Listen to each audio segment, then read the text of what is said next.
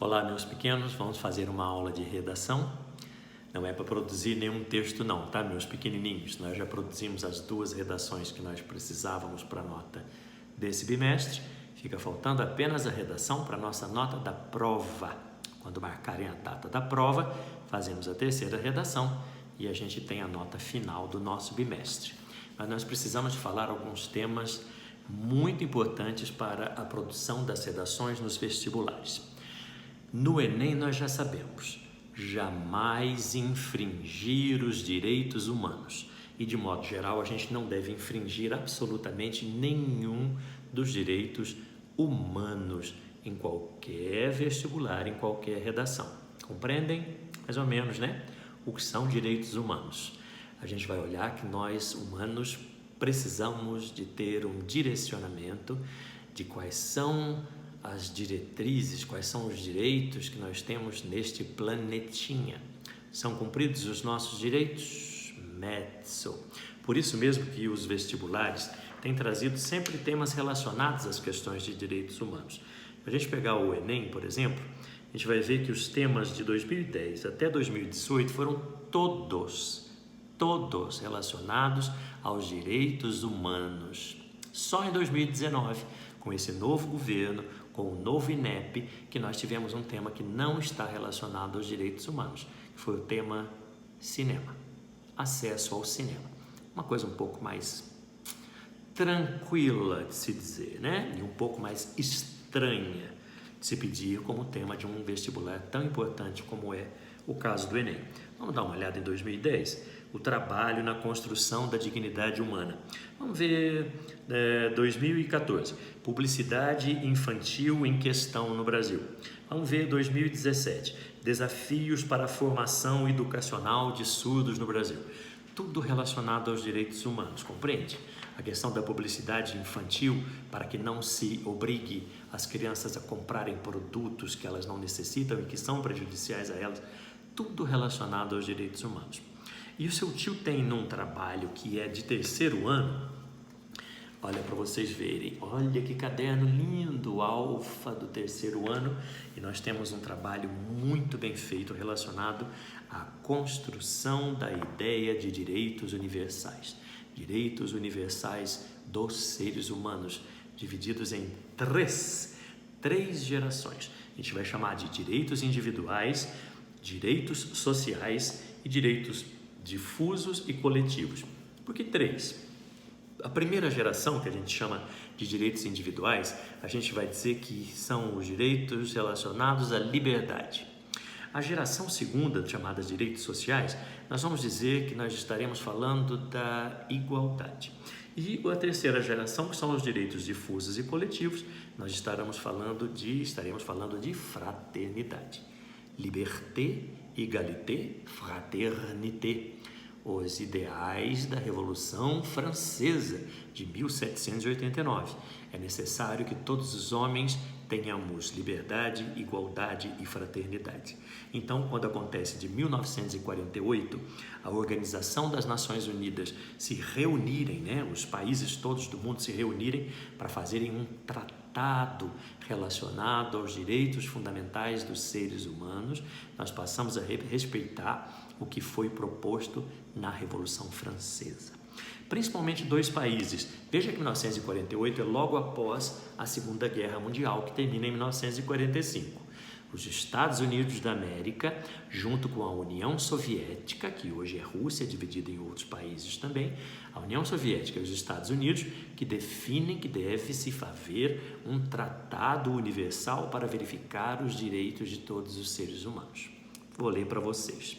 A Declaração Universal dos Direitos Humanos de 10 de dezembro de 1948, vejam vocês, daqui a pouco está comemorando aniversário, é fundamental para a abordagem sobre o tema no mundo contemporâneo.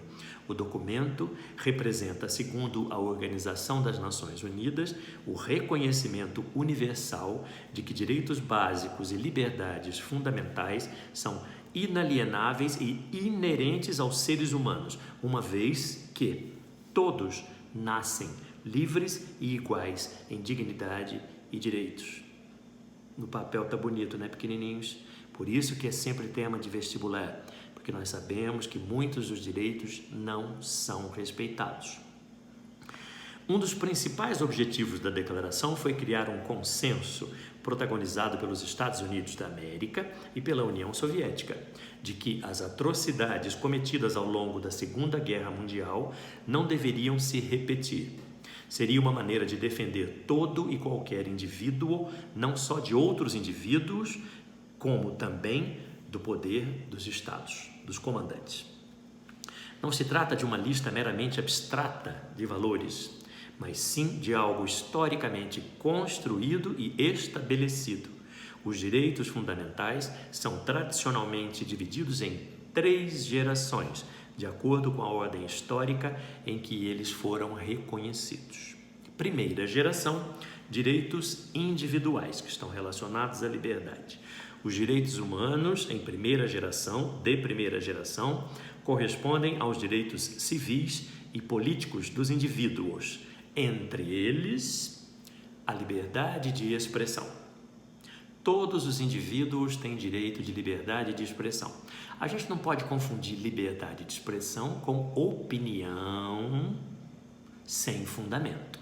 A liberdade de expressão significa eu tenho o direito de me expressar como quiser, seja, por exemplo, na roupa em que estou usando, seja, por exemplo, no cabelo que eu gosto ou deixo de gostar, seja, por exemplo, na minha orientação sexual, que eu quero expressar da maneira como me entende, como eu uso minha mão, como eu deixo de usar minha mão, como eu falo, como eu deixo de falar. Eu tenho liberdade de me expressar, eu tenho liberdade de expor minha argumentação, a defesa das minhas ideias. Opiniões que são relativas a algo que não condiz com os direitos dos homens, da sociedade, não deve ser nem discutido. Essas opiniões gratuitas que dão, por exemplo, em fake news, o que o presidente norte-americano Donald Trump acabou de fazer hoje, quando ele perdeu a eleição nos Estados Unidos, não diz respeito à liberdade de expressão. Não, porque aquilo ali não tem fundamento, não tem documentação, não tem argumentação. Ele está falando por nada. Ele pode falar? Pode, mas ele vai ter que se haver com a justiça e com a lei do seu país. Eu posso falar um monte de bobagem na minha vida? Posso, mas eu vou ter que haver com a justiça e com as leis do meu país, compreende? Eu tenho o direito de me expressar, mas se eu me expressar de maneira que ofenda, maltrate e violente o outro, acaba aí a minha liberdade de expressão, porque existem leis. Mas nós temos que ter garantidas essas liberdades, senão pode aparecer um Estado ditatorial, um governo ditatorial que proíba a gente de se expressar, como aconteceu no Brasil, por exemplo, de 1964 a 1985, durante o período da ditadura militar, em que nenhuma pessoa tinha o direito de se expressar livremente. Tinha a censura atrás e você não tinha a quem recorrer. Não tinha uma lei específica a quem você recorria. Simplesmente eles diziam, e você tinha que ficar quieto.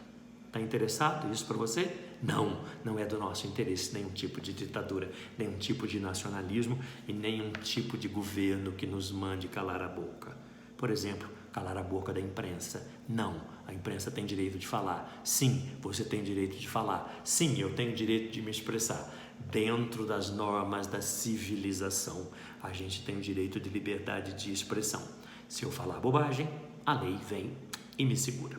Mas a censura, não. Tudo bem? Liberdade de crença. Eu creio em Deus. Qual Deus? O Deus católico. Esse é o Deus que me representa. Agora, se você tem um outro Deus que te representa, se você, por exemplo, não tem nenhum Deus que te representa, é um direito seu, o direito de crer ou de não crer. Aos budistas, aos evangélicos, aos católicos, aos muçulmanos e cada um com a sua crença individual. Inclusive, o grande problema que nós temos são as religiões de origem africana, que são muito perseguidas no Brasil e no mundo todo. Muito cuidado com isso, porque é um direito de liberdade do ser humano, liberdade de crença. O outro seriam os direitos políticos, votar e ser votado. Nós temos direito de votar e escolher dentro de um processo democrático quem deve nos governar. Seja, por exemplo, agora, na eleição que nós teremos no dia 15 de novembro, para prefeito e vereadores das nossas cidades. É um direito nosso de escolher. E esse voto é meu. Eu valho um voto. Você vale um voto. É nosso direito. É nosso dever? Também.